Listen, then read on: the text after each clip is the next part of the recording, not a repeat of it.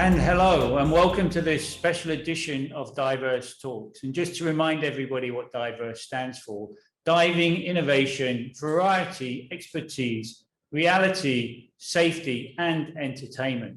So this special edition, it's a short edition because we're going to be talking to our co-host or our host, one of our hosts, Miss Nurul. Nurul sat here with me, and it's really exciting because she has some fantastic good news to share with us, and exciting news.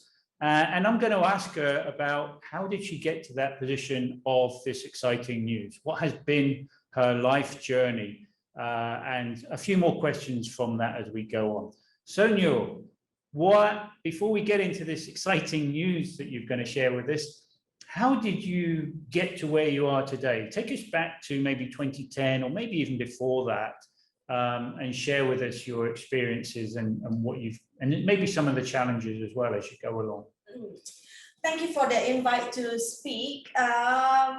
It's been an interesting journey, at least for myself. I started off when I was in poly doing chemical engineering. To be honest, when I first started doing chemical engineering, I had no clue what chemical engineering was all about. I've heard about electrical engineering, I've heard about mechanical engineering. It was very rare, almost never heard about chemical engineering. So I went in blind, not knowing what I was supposed to be doing. Throughout the 3 years that I was in Polytechnic, that's where the interest in health and safety developed. After my diploma, I went on to work with the government sector, and I started to look for a degree program, and health and safety came up, and health and safety was one of my options in an event that I do want to pursue my education. It was between health and safety or environmental, and health and safety came up, and I have not looked back since. The rest is history, because then subsequently I went into my degree and I got my master's. Who did you do your degree program with? Oh, I did with University of Newcastle, Australia. That was in collaboration with the PSB Academy here in Singapore. So I did that part-time, evening after work, went to school, do my stuff, that for 2 years. No, it must have been really taxing as well then. It was taxing, but fortunately I wasn't married then. So I didn't have to worry about, stuff, other stuff, yeah. So you had your degree, you got your degree, yeah. And then you wanted to step into the health and safety role. That's right, yeah. So I made an application for a health and safety role, and then I got called up by a company to be their health and safety trainer. Now that in itself was a challenge for me, because straight out of school, well, almost straight out of school, right? After my degree, I haven't had that physical, technical, industrial experience per se. So here I am, having been employed as a health and safety trainer. It was a complete learning curve for me. I've got to learn how to train. I've got to learn the content. And when we talk about this type of training, it wasn't just a local training, it was international training. So it was a double daunting task for me, because not only do I need to know internationally how it was supposed to be delivered, I was training international audience. So we talk about people from Australia, New Zealand, Indonesia, Malaysia. We've had people coming from the UK themselves to do the course. So imagine myself back then, that was in 2010. So 11 years ago, I wasn't that confident. I was a nerve ball trying to do and deliver that training. So fast forward, more years later, I then decided to say, you know what, I'm going to pursue my master's.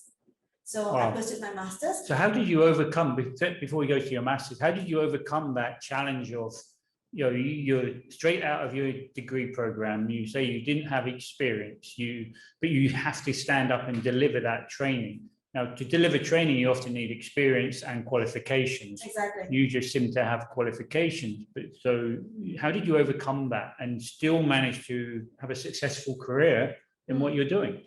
I was quite fortunate, because throughout my learning journey, I was being mentored by not only the trainer of the full-time trainer herself, but I was also mentored by my other colleagues. And it is through them that I got that exposure. They brought me along to do audits, they brought me along to sites, they brought me along, they shared their knowledge. And the fact that they were willing to share their knowledge and I was absorbing all of this knowledge, I brought into that knowledge into the training that I delivered. Plus, the people, the diverse people that I was training for or with, they shared with me their experiences as well. So through them, I got all of this information. I pictured myself, I visualized myself being in their environment. So having them to share that information with me, I was learning through them as much as they were learning through me. So you're like a sponge, I was absorbing all this and information.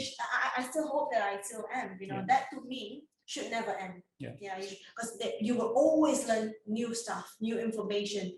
Things change, you know, environment change. So very much so. Have you always been a trainer then, have you?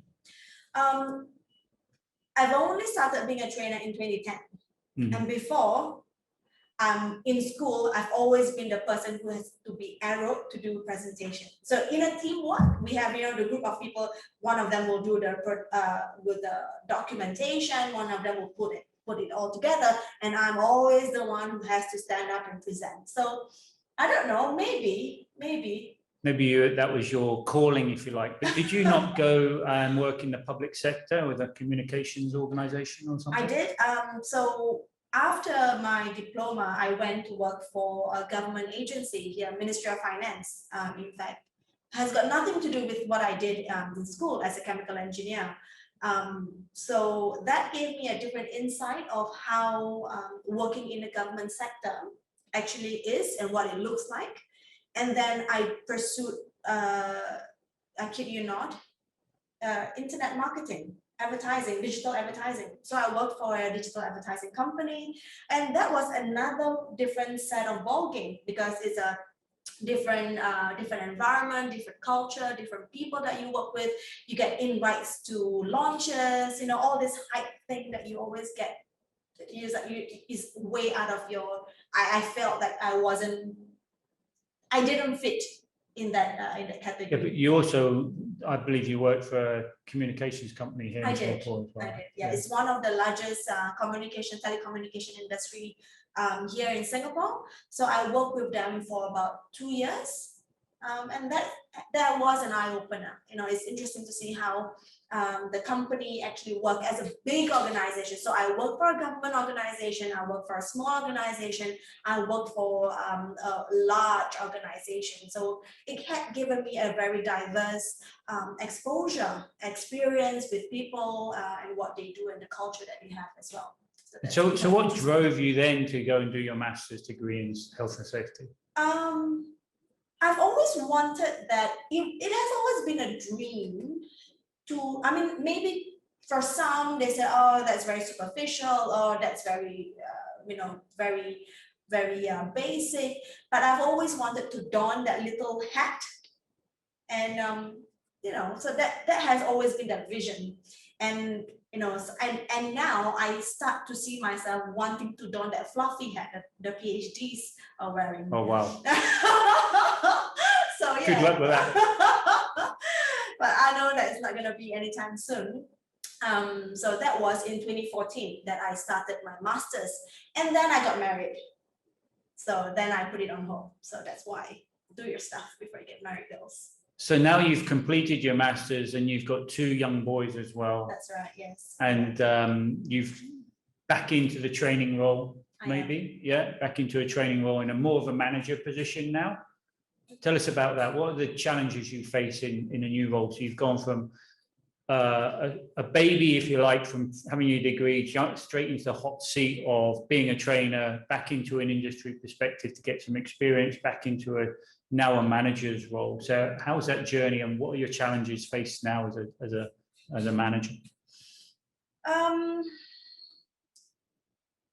It is a different challenge, because before I didn't have to think about strategy. I didn't have to think about you know, how do we work with how do I get things done? I just have to ensure that this is what I've been told, that's what I will do, and I'll do whatever I need to do to get things done.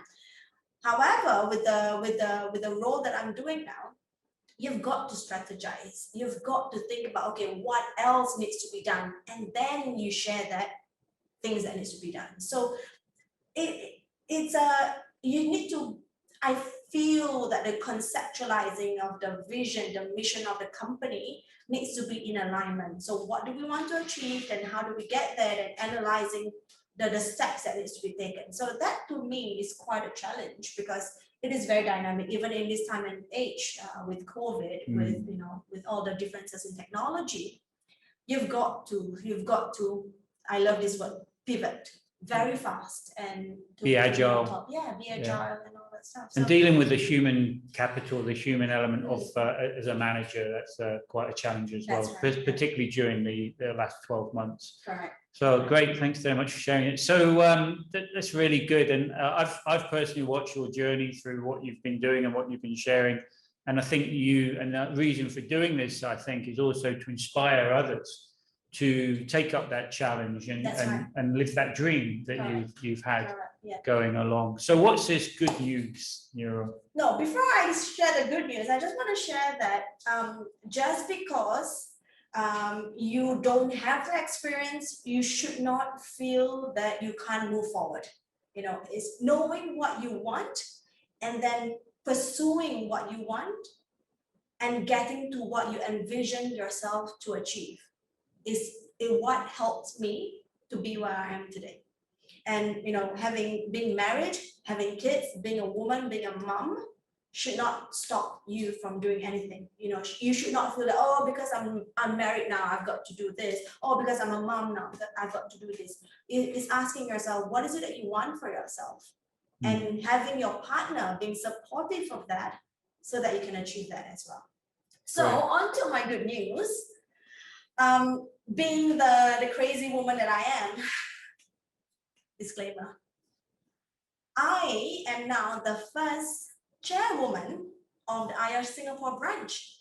Over this branch, IOSH Singapore branch has been in Singapore for 10 years. And on the 10th year mark, they are welcoming me as the first chair lady. So it's been, it is an honor. It is a challenge because I've seen how the branch started and how it had matured over the years, and to be elected as the chair lady to bring this branch forward it is an honor. To be the first lady for that as well is a double honor. And for the viewers that are watching now who don't actually know what IOSH is, just give us a quick 2-minute description about what IOSH is, please. And the Singapore branch as well. Yes, that's right. So IOSH, Institution of Occupational Safety and Health, is the largest health and safety professional members across the world. So we in Singapore branch, we are all volunteers. So even the role that I'm holding, that we'll be holding, it is a volunteer role. So we are putting in our commitment, our time, our effort to volunteer for all of the members within IOSH, plus focusing on IOSH Singapore branch members to bring forward what else in terms of health and safety that we can create an awareness of, that we can encourage people to think about health and safety when they are at work or even when they are at home. So the different concept and managing different countries of members that there are in IOSH Singapore branch. So we've got members from Australia, New Zealand, Malaysia, Indonesia, India. We've got different, all the way to UK members who are actually part of our IOSH Singapore branch. So it is a commitment and a big shoe to fill, because you yourself, you were the immediate past chair. So I'm learning from Darren and how to make sure that I'm steering the ship well as well. So yeah, and it's a fantastic element of volunteering and giving back to community as well.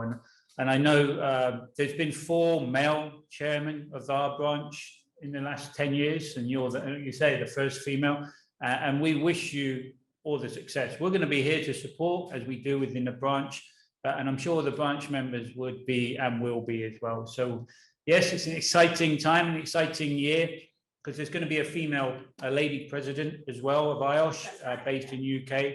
So we know the direction of where this is going to be taking us for the UK, and we're all really excited about it. So we're wishing you every success there, Nurul. Thank you so much. It is exciting. And on that, I think we'll wrap up. I'm sure we'll be hearing from Nurul much more in the different community networks going forward, and also from Diverse Talks, where you've obviously realized we've talked about expertise in this session and safety as well, and a few other topics there too. So thank you again for watching for this short special edition of Diverse Talks, and we'll look forward to seeing you again soon. Thank you for now. Thank you. Bye-bye.